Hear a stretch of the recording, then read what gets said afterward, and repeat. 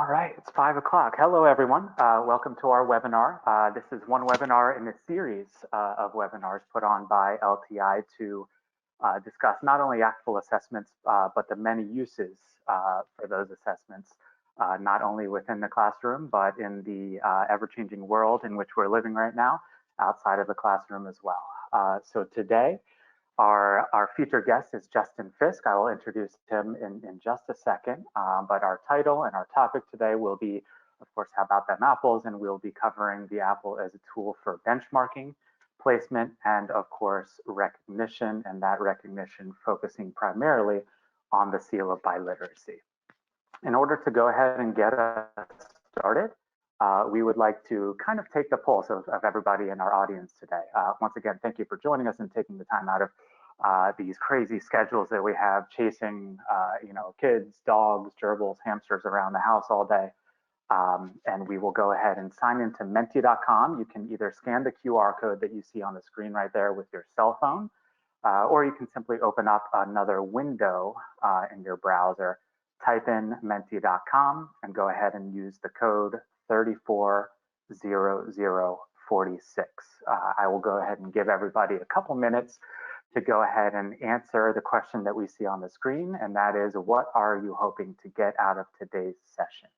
Of course, we do have our agenda today, but both Justin and I would like to, again, kind of take everybody's pulse, see where you stand as far as ACTFL assessments go, and what you would most like to learn from today's session. So we'll give you a couple of minutes to sign in there, type in that code, and go ahead and answer that multiple choice question.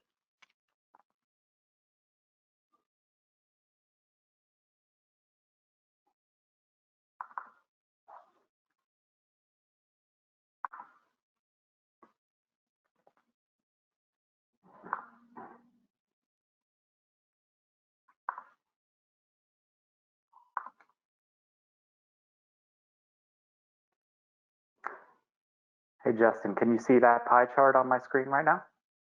I sure can. It looks like it's actively shifting as people are putting answers in. Great. Yeah, that's kind of fun, isn't it? Yeah, that is neat.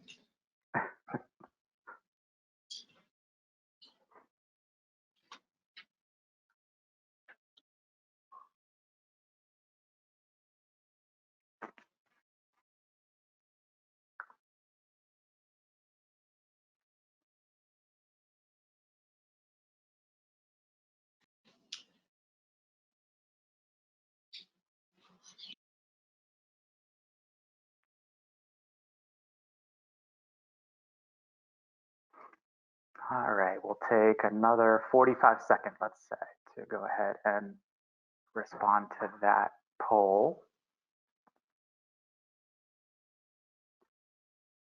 Looks like the majority so far is in the green. I'm aware of the benefits of proficiency testing and would like to learn more about the logistics. Second place, I've heard a little bit about the apple and would like to learn more. Very few certified experts on the topic. Hopefully after this hour, we'll have a few more in that category.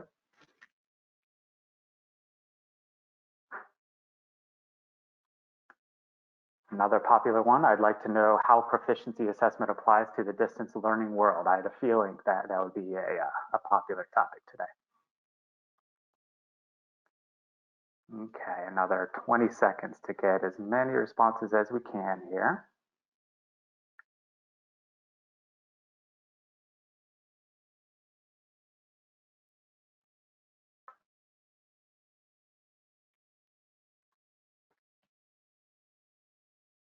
Okay, looks like most of us are kind of middle territory, middle ground there, right? So some starting from square one. So we will, of course, go over some of the basics of the apple, but we will really, especially based on who our special guest is today, with his profound knowledge and experience in proficiency assessment, we will be diving into that data. And of course, we will be going over how proficiency assessment does apply in this new world where we are distance learning, distance teaching, and distance assessing. Very quickly, I will go over a couple of ground rules, and really it's just one ground rule. We will be answering questions throughout tonight's webinar. So if you have questions, please go ahead and type those in the question box over on the right-hand side of your screen. We will be monitoring those throughout the presentation. And again, we will be opening up to answer those questions 3 or 4 times throughout this upcoming hour. And that is about it. At the end, again, we will open up a little Q&A depending on how much time we have left. Without further ado, I will go ahead and give a quick overview of the AAPPL. This, of course, is an assessment developed by the ACTFL Center for Assessment Research and Development. It is an online assessment, so that's kind of step 1 to how it applies to the distance learning world. It is delivered on an HTML5 platform, meaning that it can be administered on any laptop, including Chromebooks, as well as tablets. We will talk about the proctoring a little bit later. This is an assessment that covers all modes of communication, looking at interpretive, presentational, and of course, my personal favorite as a former language teacher myself, the interpersonal mode of communication. And we will talk about how it addresses that. It's about 30 minutes per section. And of course, it is a K through 12 focused assessment. For everything AAPPL, all the information, we have tutorials, we have all of these webinars. Please visit applecentral.com. I will go ahead and introduce our special guest today. His name is Justin Fisk. I'm going to go back to the original slide. He is, of course, the Director of World Languages and EOL at Adlai Stevenson HS District 125, and he is up in Lincolnshire, Illinois. Justin? Hi, thank you, Andrew. Appreciate the introduction and your kind words. So just a couple of items of note that in general that we've experienced with our remote experiences and webinars in general. I have 4 children running around upstairs and my internet connection has not been always fantastic. So I apologize in advance for any barking from my dog or screaming from my children, but it's a pleasure to be here this afternoon with all of you and with Andrew. So thank you for that introduction. I wanted to talk a little bit about how assessment works in our district. So we're a single high school district north of Chicago, about 30 minutes downtown, probably right now in the middle of rush hour. It would take you about that long, unfortunately, with the lack of traffic. We have about 4,400 kids, 62 home languages, so we're very diverse culturally and linguistically, which is a wonderful asset that our school district has. So I want to talk a little bit about how assessment, the role assessment plays in our district in general, and I want to talk about a few specific ways that the AAPPL assessment has helped us in a number of specific areas. So specifically, I want to talk about how it served as a programmatic benchmark. We use it as a tool for placement as well. Importantly, and I think one of the first ways we saw it as an important tool for our district was through recognition through the Seal of Biliteracy program. So we were one of the first 16 districts in the state of Illinois to award the Seal of Biliteracy a few years back, and the AAPPL was part of that story from the beginning. And then I also want to talk about something that's really emerged recently, of course, is how we're using AAPPL and other assessment tools through remote and e-learning. And as you might have seen, some of you might have been invited to this through, Andrew and I were originally going to fly up to Minneapolis. We were excited about it to present Central States. Unfortunately, the things didn't work out and we didn't make it up there, and the conference was canceled midstream because of current events, sadly. What I wanted to ask folks in that room, and I'd like you all to think about it today, is just think about how you assess. What's the role of assessment in your own programs, in your own classrooms, in your own districts? And then more broadly, what is assessment? What does that mean? And more specifically, how do you assess student learning? And for us, of course, thinking of it in the context of language learning. So for us, our district, we've taken very firmly to evidence-based, what we call evidence-based reporting or standards-based grading. And for us, assessment is the story of learning itself for students. It's that trajectory that sees students from where they begin to where they end in a course or in a program. So for us, that through line is so essential. It's the story that it tells. It's not snippets of how they do in a silo. It's not capturing. Part of it is capturing those little bits, but it's also weaving the story together. And I put there as an example of that washback. Washback is an assessment term, which means that an assessment is not just a summative event that looks back as an autopsy of what learning might be, but it actually points toward future learning. So it is a learning tool in and of itself. For us, the IPA process, so integrated performance assessment, is one of the important ways that we've built our curricular units. So our curricular units have at their core this idea of assessment being an integrated process. And through that, we give feedback to our students around how they did based on the evidence of their performance and how they're going to be doing or what they need to work on based on that evidence as they're progressing into the next curricular thematic unit. One of the nice advantages of AAPPL in particular is that students get a report that speaks to what that next step is as well.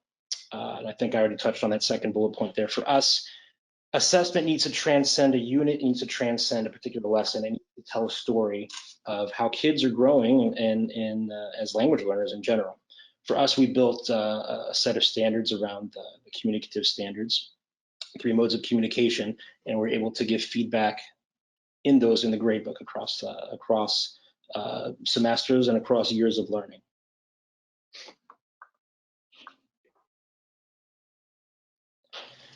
So I want to talk a little bit about our journey, and I'm going to focus a little bit on it this year in particular, and how we've used AAPPL. So I left the recognition for a little bit later. That's one of the earlier uses for us for AAPPL, but I want to talk about how we've seen our use of the AAPPL assessment evolve over the years. So I want to start with using it as a benchmarking tool, and how we've also used it as a programming assessment or programming evaluation tool. So to give you a little bit of context, that there on the right, if you can see that, that's our very traditional course sequence. We have 2 sequences at the high school level, and they're numerical, that's by year. It's something we're working on reevaluating currently. This year and actually beginning last year, we've begun to think about how does this curricular framework, how does this curricular sequence, I should say, really reflect our ideas of how students progress as language learners. In brief, they start in the first year course, then they can go in an accelerated pathway, which would see them taking AP language as that 4th year level, or perhaps taking it as a 5th year level. Students coming in from 8th grade into the high school will place either in Spanish 2, Spanish 2-3 accelerated, or Spanish 3-4 accelerated. And I'll talk a little bit about that a little bit later as we talk about how we use AAPPL as a placement tool. For us, we really wanted an idea of how are our kids doing in general. We have high confidence in our assessments in the classroom, particularly since we use that IPA format and we use the rubric that you might see the appendix of the implementing IPA book, and our teachers are very well aligned around what their expectations are in the presentational and the interpersonal modes in particular. Unit to unit. What we're missing in general, we do have interpretive reading and listening tasks, but for us, we've seen that that's one of the harder areas for us to get to measure how are they progressing longitudinally as they're growing as learners. So we targeted the AAPPL as a way for us to get an external assessment to see how our kids are growing in these different courses in the interpretive mode. For us, it was meant to inform articulation in general. How are our courses articulated at the high school?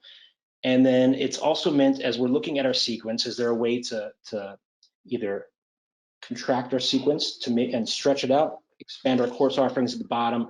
What does data tell us? And then more generally, we were saying that, for example, in Spanish 2-3 Accelerated, we're going to have a targeted performance or proficiency level of intermediate low.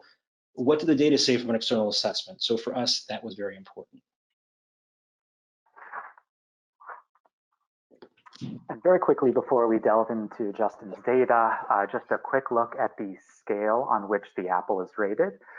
Those of us who have taken an OPI or a WPT or any ACTFL assessment before will recognize the scale on the left. Of course, that is the ACTFL proficiency scale.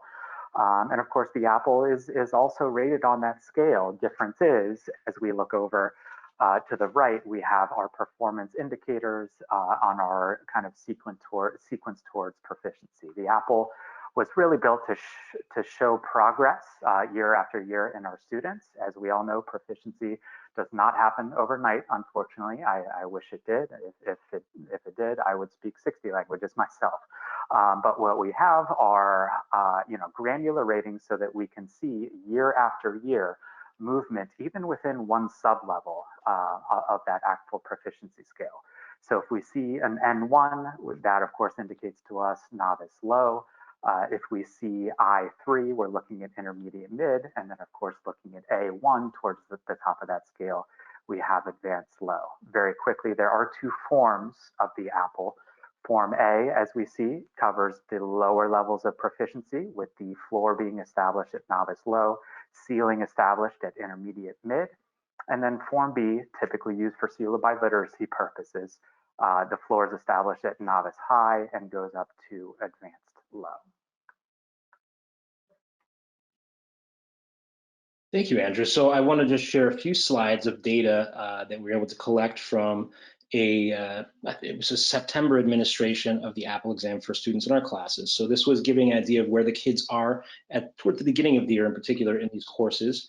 Again, as I explained before, we wanted to see collectively, where are our kids? How might they be progressing from one year to the next? And then also, as we're looking programmatically, if we have these two sequences, if we have two courses, say our Spanish 3 and our Spanish 2-3 accelerator, where kids are really performing at a similar level and our performance toward proficiency expectations are the same, might it make sense to bring those kids into the same classroom together to push them towards learning together in that sense? So what you see here is our Spanish 2-3 accelerated course. This is a freshman year course typically, and it leads to taking AP Spanish language as a junior. The targeted performance toward proficiency level is intermediate low. We did use the Form A for this. The important thing for us, so for another data point, the Form A and the Form B that Andrew referenced, they're using the same scale. So an I1 on this is equivalent to an I1 on the Form B. As we talk about the Seal of Biliteracy recognition program in Illinois a bit later, the data we collect from this goes into our district student information system. So for many of these students, particularly for the students who scored an I1 or higher, they've already met one of the indicators for the lesser tier of recognition in our state, the commendation toward biliteracy. Now, that wasn't the goal for this in general. It just happened to be a nice side effect of this. For us, we wanted to give kids feedback around where they were, but also programmatically wanted to take a snapshot of how kids were doing in this level. So as you can see, there's a decent range between N3 and I3 in both reading and listening, with more kids grouped around that I1 level. And Andrew, if you can go to the next slide. I'll just walk you through a few of these just to give you an idea of what the data look like and the type of data that the APPL exam can provide. This is Spanish 3, so this would be a sophomore year course typically. This would be for students who might have entered into Spanish 2. So this is what we would call a college prep or on-level sequence when kids enter into high school after middle school Spanish study. And what we noticed in this, and you might notice as well, is that there is a slightly larger spread in general, but the kids are coalescing around the same proficiency band, for lack of a better word. So I1 and N4 on the right for reading seems to be pretty common here as well. So as we are considering how might we revise our sequence, this is the type of data we might use to say, hey, do Spanish 3 and 2-3 accelerated make sense to be in the same classroom? So if we can certainly speculate all we want without the data, but APPL provides a tangible data source for us to begin to think, are these kids really performing at the same level currently? And again, as an aside, for Spanish 3, it's that intermediate low for our expectations on that IPA rubric. This is our pre-AP class. So this is typically sophomores, our 3 accelerated, or what we call 3-4 accelerated, a bit of a strange name there. Our targeted performance or proficiency level, so that column I might use on those IPA rubrics would be intermediate high or intermediate mid first semester, transitioning towards intermediate high at a performance level, of course. That's obviously not where they're sitting at a proficiency level. What you'll see here on the listening and reading, and we were really excited by this, and I'll also point out, it says below N4 on the right for 1 or 2 students. This is the Form B. So for the students, it looks like, gosh, 44% of students achieved I5 or A1 for reading, and for listening, 79% of students achieved I5 or A1. So those are scores that actually qualify them for the Seal of Biliteracy on those specific language domains in the state of Illinois. So again, while we're using this for programmatic inquiry, we're loading this data into our student information system, into as a district. And this is information we can track and collect longitudinally. So if we assess these kids in coming years, or if the kids choose to complete on their own the presentational writing and the interpersonal speaking and listening, this data is already in there, and that can work toward giving them that recognition.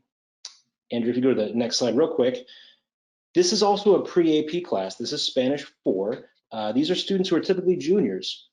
So for us, again, our inquiry question was, how are the kids in these two sequences, these two levels performing when it comes to listening and reading? And as it turned out, as you can see, there's a bit more spread here as far as how our students are performing, but there's a similar clustering towards the upper end of listening and reading. And for us, that could give us an indication that Spanish 4 and 3-4 Accelerated, which have the same performance toward proficiency target for our IPA assessments, we could justify using this data perhaps that they could be in the same classroom together.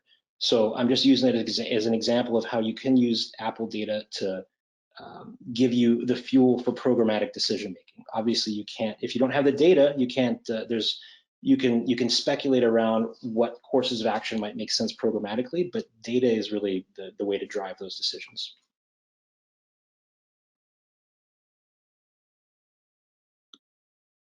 Sorry, I was muted.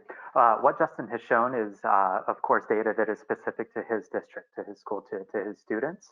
And another wonderful tool that I would like to share just very, very quickly is the national reporting tools that come as part of the Apple package. So as a couple of examples, I will show, in this case, I'm taking my students, I have applied a filter, I have chosen my Spanish 6th grade students. And what I'm able to do is I'm able to compare skill by skill, as Justin showed, but in this case, I'm comparing my students to national averages with those same filters applied. So the tens of thousands of students who are taking the Apple, Spanish students, 6th graders, or I can open it up to look at all students. I can look at Spanish only, French only, whatever it may be. I'm able to compare to those national averages and see how my students are stacking up. Another nice feature is being able to compare language to language within my program. So if I'm a school or district administrator and I want to take a look at, my students who are learning Chinese and compare them to students who are learning French, I can pull up the report that we see on the screen right here. Something interesting once again is, we can take a look at each of the skills that are broken out. We see over on the right, the French students, they have the dark blue, that's the interpersonal listening and speaking section. The red is the presentational writing. The lighter purple is the interpretive listening section. And then the green is the interpretive reading. So as Justin has mentioned, we can kind of pick apart this data, take a step back and look at our programs as we analyze our students by proficiency, right? So for our French students, interesting phenomenon here, their interpersonal listening and speaking skills are through the roof, right? Interpretive listening skills are lagging a little bit behind. So what can we do? We can, of course, have a resource share between French instructors and Chinese instructors. We can take a look at our curricula. We can take a look at the authentic and semi-authentic resources that we're using as far as, the different voices, the different dialects to which our students are being exposed. One more quick example is a longitudinal report where I'm able to look at 5th graders, 6th graders, 7th graders, 8th graders. So essentially I'm tracking their journey towards proficiency year after year. And ideally, I'm going to want to see that those proficiency levels move up and up and up every year, of course, across all 4 skills.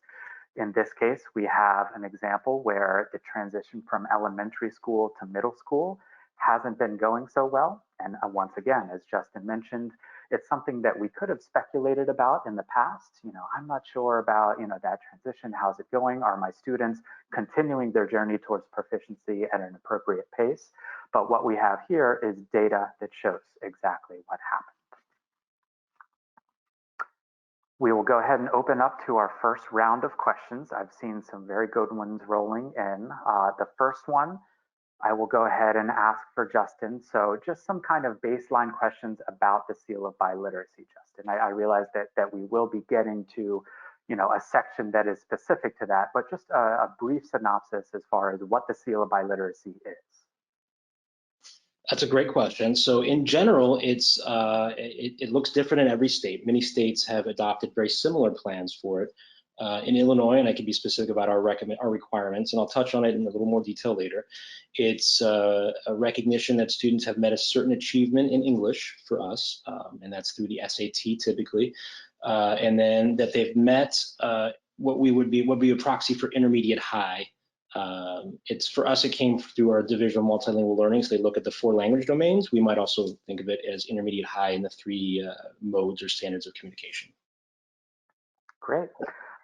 Several questions about access to this webinar. It is being recorded and it will be shared. It will be sent to you via email. It will also be available to all at applecentral.com.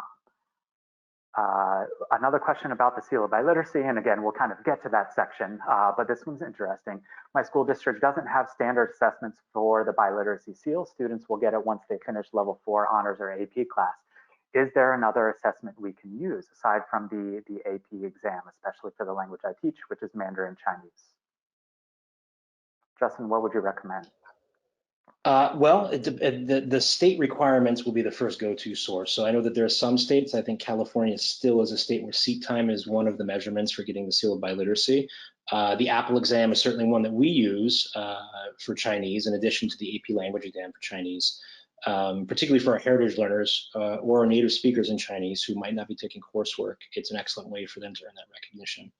I saw a couple questions about the languages we offer in our district. We have 6, Spanish being our largest enrollment. We have followed by Chinese, French, German, Latin. We also have a Hebrew program. Great. Another Seal of Biliteracy question, what are the requirements state by state? They do differ, but as far as Illinois goes, Justin, could you speak briefly to that?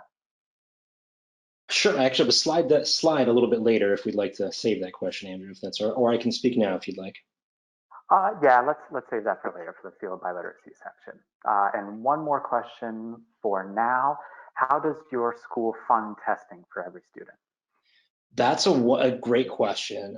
We have a couple of advantages, and I think the most important thing is take this and understand that everyone's context is different.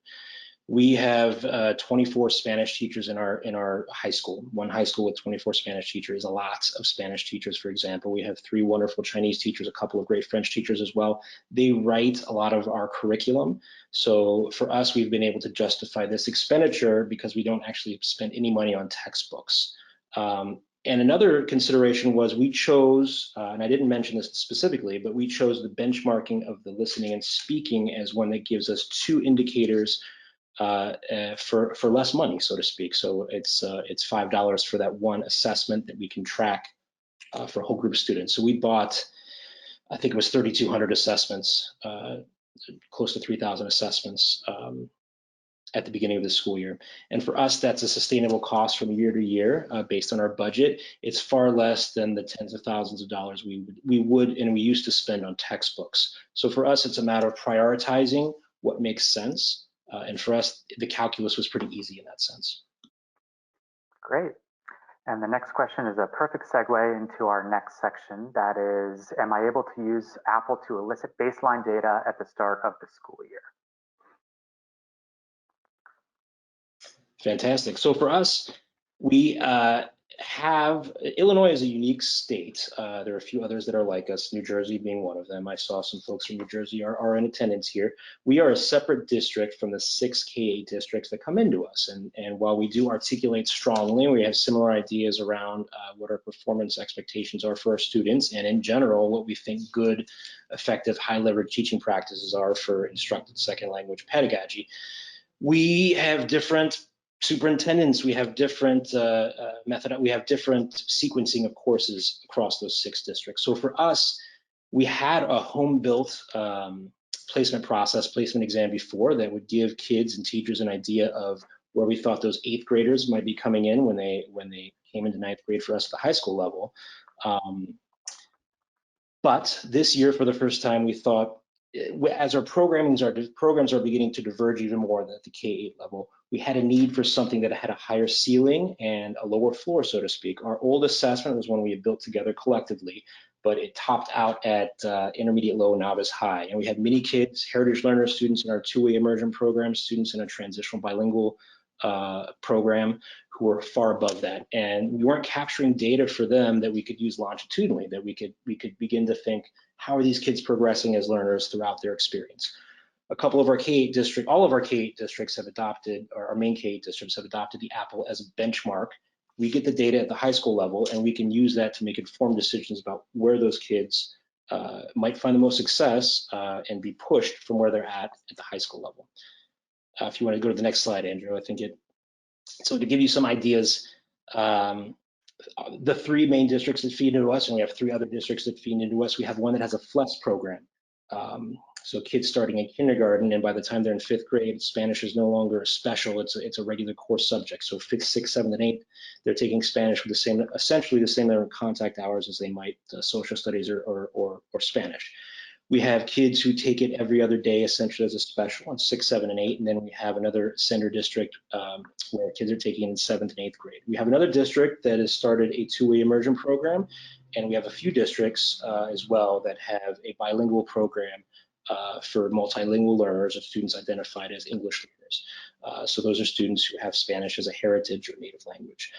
So that's a lot of different programs and kids coming with lots of different experiences. So for us, an external assessment was really a great answer for figuring out what are these kids bringing as they come to us, and what might make sense as a tool for figuring out what placement might make sense in that sense.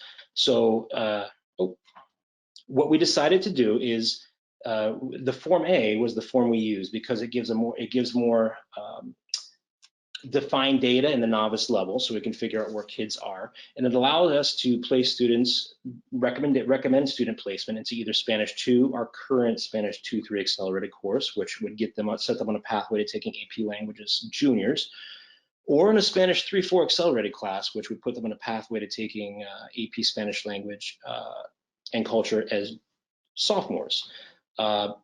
In the past, I had gone and visited the schools with bilingual programs, and I had met with the teachers and I had examined that portfolio. I still go out and visit those schools. I still get to learn about who those kids are and what they're bringing when they come to us. But I have more concrete data about how they're performing across the domains, and that gives us a lot of information about what might make sense for placement purposes. So we administered the writing in addition to the reading and listening to help us get that data. Importantly, the KE district shared that data with us as well. So while we can't use it in Illinois for Seal of Biliteracy purposes, it does allow us, much as we might for STAR or MAP or the PSAT 8, to give it a few examples of assessments you may be familiar with, or access tests, we can begin to chart students' growth from middle school into high school. The K-8 districts or schools that use it at their levels for the FLES program, for example, they're using the Form A throughout the kids' progression in the program as well for the same purposes we use it, and as I talked about in the earlier segment, for programmatic benchmarking. But for placement, this has been a powerful tool for us. Okay, a couple questions I will go ahead and ask for you, Justin. First of all, for small districts like ours who don't offer middle school world language study, what is the likelihood that our Spanish 4 students, seniors, will be able to achieve the Seal of Biliteracy? So in general, that'll depend on the state and what the requirements are for the Seal of Biliteracy.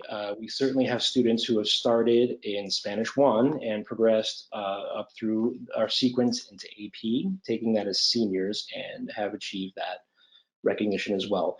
It requires a lot of a programmatic focus on that's rooted in communication, obviously a communicative approach, I think, and high leverage teaching practices in general to propel students along that. It is a steep path to get to. There's a lot of data and research that you can reference as far as what the path looks like when students start in 9th grade versus when they start in 6th grade versus when they start earlier. On the ACTFL website, in fact, there are a number of charts that come to mind in particular that speak to that. Great.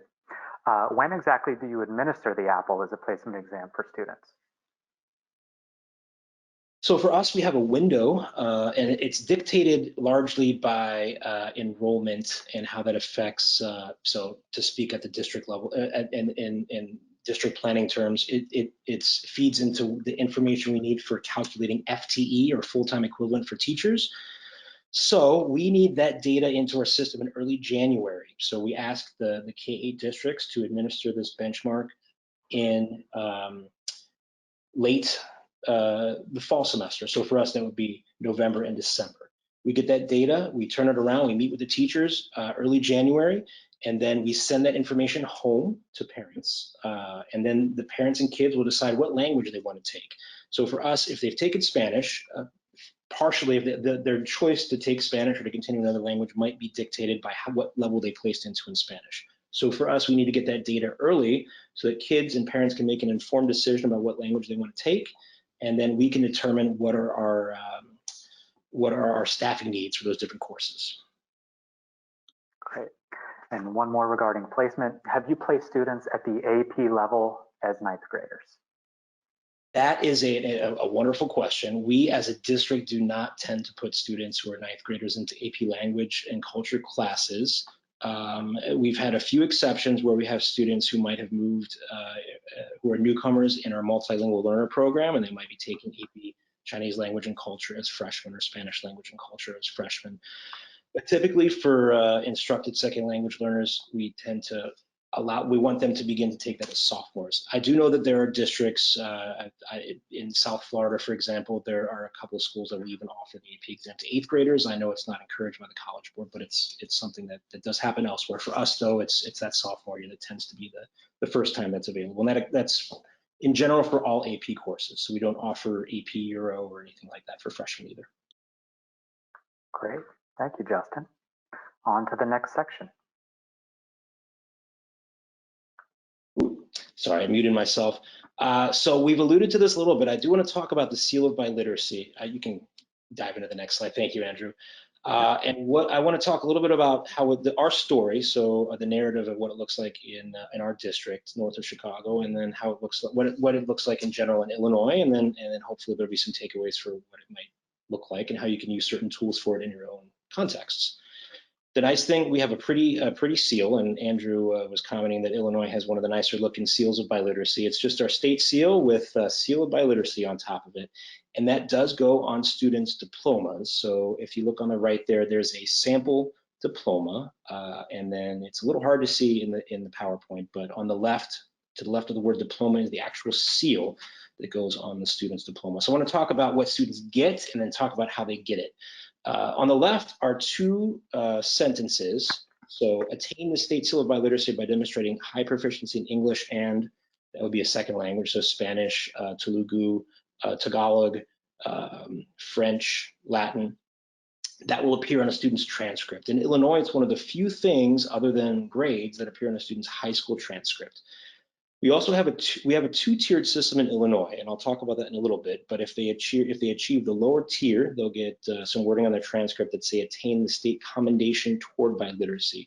There is a logo that goes, or a stamp that goes on their diploma as well. We won't call it a seal because it's called a commendation, but it's essentially something that's embossed on their diploma as well. We as a district have, we spend, I think, $7 from a wonderful company in Chicago who creates a pretty neat Seal of Biliteracy medal that we give our kids as well. So that's something that everything other than the medal is something that our Illinois State Board of Education requires.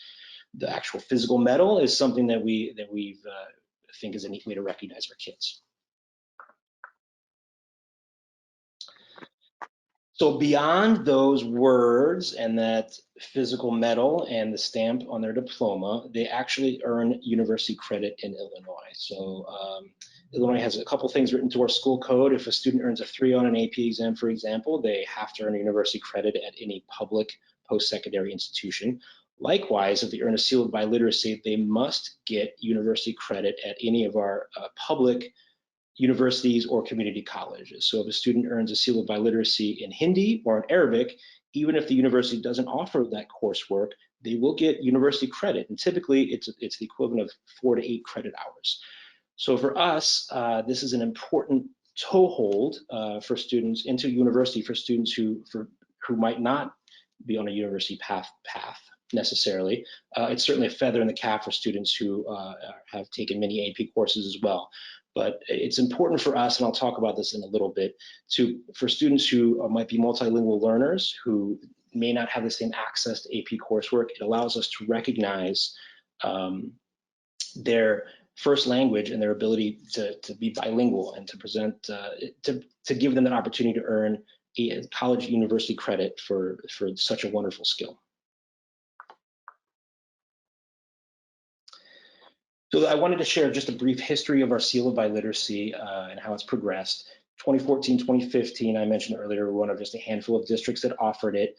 Just to give you some idea, we as a district represented 40% of the seals offered in the state. Chicago Public Schools wasn't in the pool at that point. And as we progressed, we've increased in the number of seals and accommodations we've offered over the years. I do want to note 2018, 2019, we had a little bit of a dip. We had a bubble that began in 9th grade of students enrolled in general in our language classes and Spanish in particular. So by the time those kids were in AP language and culture, there were fewer of them. Looking ahead to this school year, and I'll talk a little bit about how that's working remotely as well.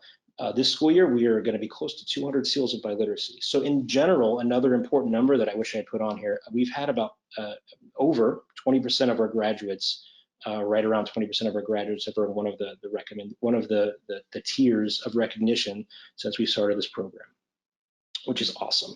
The bottom are some of the languages that we've offered. Many of these are clearly available through the AAPPL exam, and many kids have earned these recognitions in part because of the AAPPL exam. Telugu, and I'll talk about this in a little bit as well, is one of there's no current assessment that we could use for that, so we've been able to develop a portfolio model for that Illinois allows.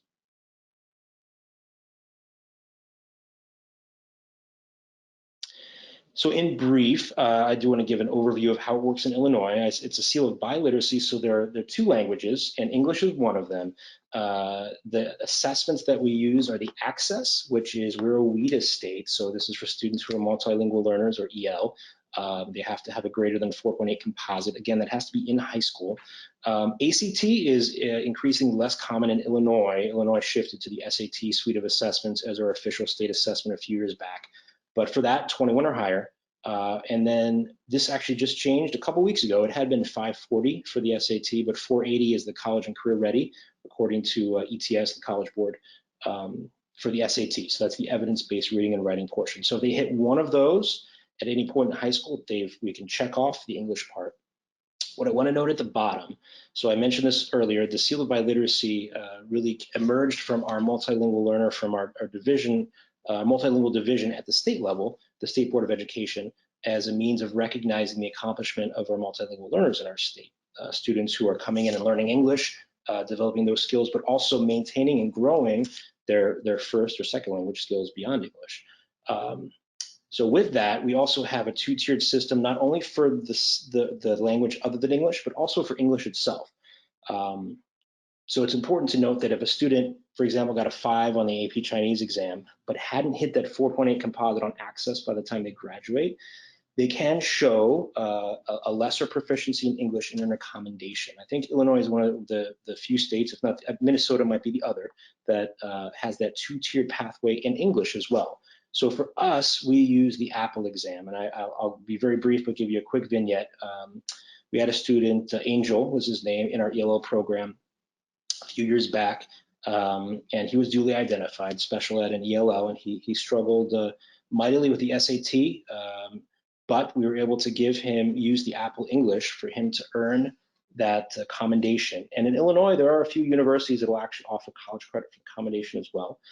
So he ended up going to Northern Illinois University, and he had credit in Spanish when he got there. So that was a toehold into the university for him.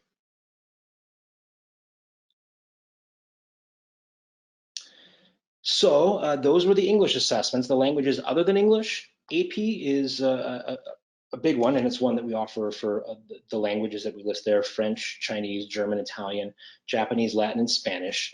Japanese and Italian are not languages we teach, but we do offer those every year. And then the AAPPL exam, many more languages. Also, the languages that I mentioned for AP, we have kids taking those every year. And the ELIRA, the nice thing is we have a Latin program in our school. It's growing.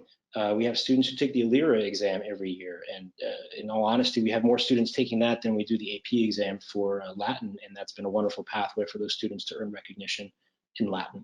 And I mentioned a bit earlier, we developed a portfolio for Telugu and Marathi through a couple of community language schools, and that's another wonderful way for us in Illinois to be able to recognize students of who speak whose first language or heritage language is one that is not, for which there's not been an assessment for all 4 domains that's been developed currently. So for Telugu, they work with the university in Hyderabad to assess students in that way, and it's been a wonderful connection there.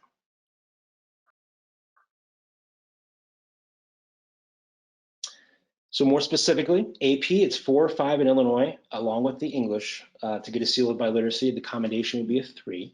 On AAPPL and ELIRA, it's I5 or A on all components of it. A commendation would be an I1 or higher on all components. And I mentioned that portfolio model is something that we developed with that home language school. And we pegged that with the IPA of intermediate, higher, higher. Great, and I will show a summary here on the next slide of all languages offered via ACTFL assessments.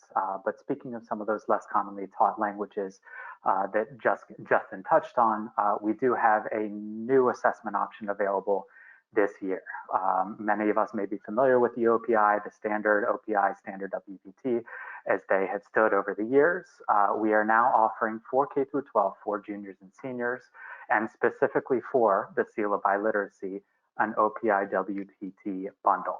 This, of course, is deeply discounted for Apple users, and it opens up the possibility of earning that Seal of Biliteracy in 22 less commonly taught languages. We see a certificate there. We see a list of languages over on the right. And for that promised summary, here we have it. The Apple is currently offered in 13 languages. We are actually adding American Sign Language later this year, which is very exciting for us. Justin mentioned the ELIRA for Latin. We have the 22 less commonly taught languages for the actual OPI WPT. And then, of course, with the OPI as we know it, that is offered in, believe it or not, over 120 different languages. Back to you, Justin. Okay. So for us, again, it's trying to figure out how can we recognize our students who are not just in those elite classes, moving up through taking 6 APs as juniors, for example, taking an AP language in Chinese and in Spanish. It's how do we recognize our multilingual learners, our emergent bilinguals? And for us, having so many languages available for the Apple has been a tremendous tool. It's moving beyond that elite bilingualism to recognizing students who have so much to offer from their own experience, from their own literacy. So Apple has been a tremendous tool in that respect. Okay, we have a few more questions here. Well, one comment, thank you for an assessment for ASL. That is certainly our pleasure. Another question here, so which way would you advise a new teacher to go, Apple or OPI for seniors in Illinois attempting to gain the seal? Justin, you want to take that or should I, or both? In Illinois specifically, was that the question? Seniors in Illinois, yes. So now in particular, if they're a current senior, Apple, and I'll talk about remote learning in a second, Apple is by far the most time effective as a tool, and it packages all 4 domains in one assessment tool. So I would definitely recommend the Apple for only for the purposes of getting Seal of Biliteracy in Illinois. It's much more effective than the OPI. It's not to say the OPI doesn't have a ton to offer, because it does. It's a much deeper dive than the Apple. Is that fair, Andrew? That is fair, yeah, for speaking proficiency, yeah. But yeah, you're certainly on the right track. I mean, the Apple is a 4-skill assessment. It is all online. As far as administration goes, it really is quite a simple process. You know, even for the interpersonal listening and speaking section, as a student, while I am, you know, being interviewed as if I were in an OPI environment, OPI of course stands for Oral Proficiency Interview, it is a simulated live chat, right? So I, as a student, am essentially being interviewed by the native speaker on the screen, whose age actually aligns with my age as well, I'm able to respond to 18 different prompts. It's back and forth. I'm given several opportunities to answer questions, ask questions back, and show my proficiency. One more question before we move on. I like the way you are informing your teaching through assessment. Do your teachers have the autonomy to create curriculum and courses according to the needs of students? That's a very big question that I could spend a long time talking about. So for us, I'll be brief. We are a professional learning community in our district. Rick Dufour was our superintendent a number of years ago. So for us, teams are the unit of autonomy. It's the teams that drive everything. But it needs to be informed by what our programmatic trajectories are. So, and then collectively, we build an understanding of what those high leverage teaching practices are. So on a team, they do build those assessments, but they all fit in the same model. They all speak to the same standards, the same goals. So all of our teams are building integrated performance assessment units built around those essentially, but what they might look like might change, and it should change from year to year as curriculum evolves and as teams innovate. I don't know if that answers it. It's hard to capture that in a brief amount of time. Looking ahead to next year, how soon would I have to register my students who attempt to take the AAPPL? I'll go ahead and take that one, Justin. The AAPPL, I can order it right now and be administering within 5 minutes. I can also order it right now and administer 4 months from now. There are no testing windows. There are no test sites, test centers for the AAPPL. It is a very flexible assessment. And once again, that is a wonderful segue into our next section, which is looking at assessment in remote or e-learning. So this is the part, Andrew, that we would not have included in our presentation in Minneapolis for sure, because we hadn't known that would be coming, and we had obviously some idea that it might be coming, but what it might have turned into was something we weren't aware of at that time. So I want to talk a little bit and briefly about how we're using AAPPL and a number of other tools to support learning in our current state, e-learning or remote learning. We, as I'm sure many of you are using a number of online tools. We have Zoom meetings for synchronous meetings with our students. A lot of asynchronous learning is taking place as well. Specifically, this is the time of year and at the end of March, beginning of April, when we do a lot of AAPPL testing for our seniors who hadn't taken AP coursework or who might not be in one of our instructed languages to earn that Seal of Biliteracy. Fortunately, AAPPL did have an at-home parent or adult proctored solution for that. So we were able to, and I can tell you just this past week, we had 5 or 6 students complete the exam in our non-AP advanced level, one of our courses down there, and did earn the Seal of Biliteracy. Fortunately, it was available for them because obviously we were all scrambling to figure out how can we assess students and to give them that recognition as they're looking to graduate at the end of next month. In fact, the SAT was canceled this year in Illinois, so we'll have to look ahead to think through what that might mean for us. But for us, the ability to use the AAPPL remotely and on the devices the kids had. Our kids have tablets at home. They don't have laptops. So we were able to use the AAPPL test remotely using the iPad in that sense. One thing looking ahead is we also have kids coming in who might have missed that benchmark for placement that we gave back in the fall that I referenced. We actually have April 29th as a date. We have a bunch of kids coming in who might be heritage learners to take some languages that aren't offered in the middle school. So we have 30 or so kids signed up for to take a placement test for Chinese. We will be using the AAPPL exam remotely if our school doesn't open up this summer to see where those kids might be best placed. Another option, or another thing I want to talk about is the fact that learning is going to be very different for our kids, as we all know, this spring. In our district for sure, and in our 6 K-8 districts that feed into us. And we want to have an idea of how our kids have grown as learners. We know they'll be growing, but we know that the growing will be a little different. It won't be the same as it would be if we were all in the classroom with them. And that's something we have to accept, of course, but something we also want to collect data around. So for us, getting that benchmarking data in the fall is going to be essential. We can compare it to, for us, we had the great advantage of using that, getting that data from last year in the fall. We can compare year to year and see, for interpretive reading and listening at least, how are these kids, where are these kids right now, and what might that mean for our approaches to curriculum instruction and assessment moving forward. And then lastly, that Apple Communication Builder. If you're not familiar with that, that is available for free, the premium version of it through the end of June, I think it might be, Andrew.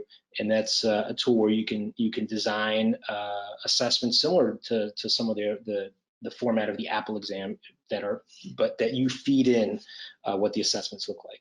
I'm not doing that justice, Andrew. I'll let you speak to that. We've got some nice, pretty slides to show exactly how it works, so we'll get there. But first, taking a look at assessment through the lens of distance learning, distance assessing. ACTFL and LTI have worked very hard to adjust to the situation at hand, and of course, we have come up with several options to administer the APPL, the ELIRA, the OPI WBT from home. One of those options that is the most widely used at this point, I will go ahead and say, is the parent guardian proctoring. We have provided guidelines not just in English, but in, I believe, 13 languages that can be sent to parents as the student sits down to take the assessment to show his or her proficiency in a second or third language. The parent can be guided step by step as to what the students will be seeing, what to look out for, so on and so forth. For those who are interested, we are also offering a computer-based proctoring system. There is an added fee to that. It is $4 per student. Once again, can be administered on Chromebooks, desktops, laptops, etc. Same remote proctoring feature is also offered for the ACTFL OPI WPT. Just like Justin kind of joked about, this is something we could talk about for an hour. In fact, it has been talked about for an hour. There was a webinar put on by ACTFL and LTI last week because it was such a popular topic. There will be another webinar here in a few days. You've got the information at the bottom of your screen there. Please feel free to hop onto that, hop onto ACTFL.org or Apple Central. Go ahead and register for that webinar, and you can hear all about how these proficiency assessments are being administered from home.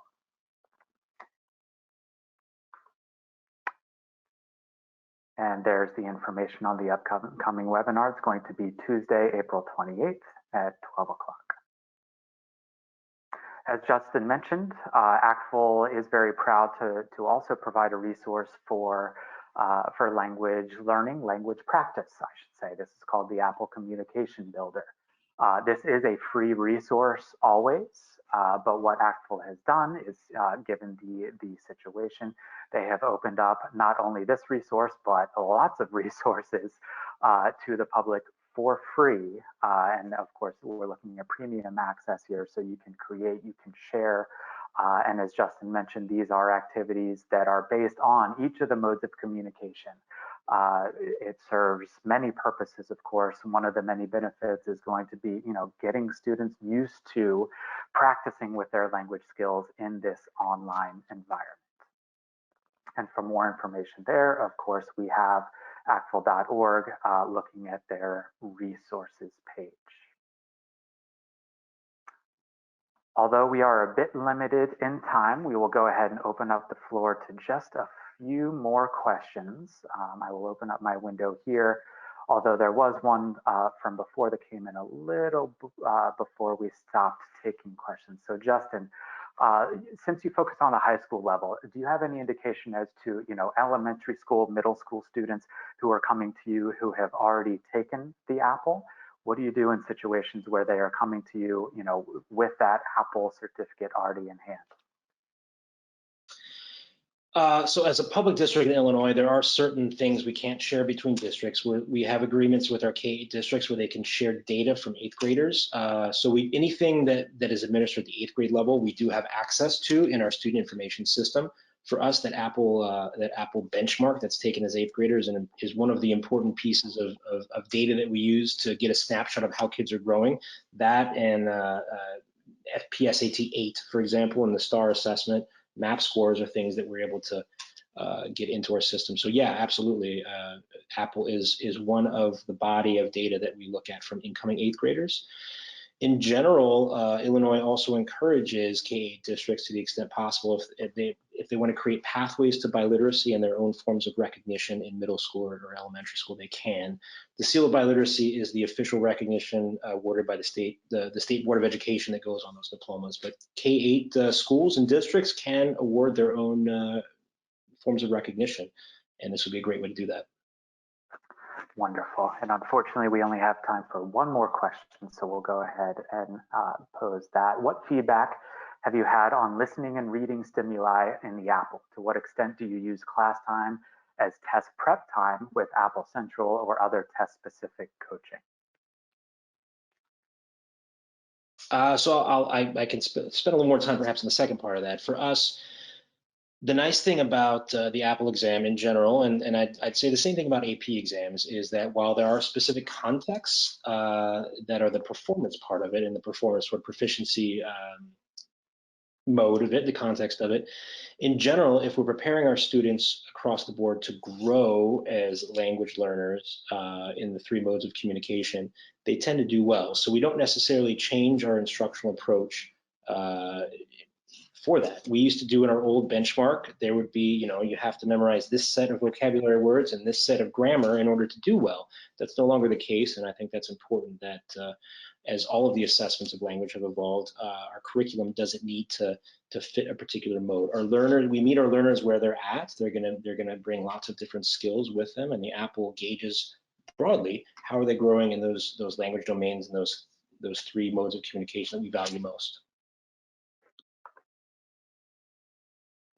Great, and that brings us to our closing page. I would like to personally thank Justin for joining us today and sharing his wealth of knowledge and experience based on proficiency assessment and, of course, the journey towards proficiency.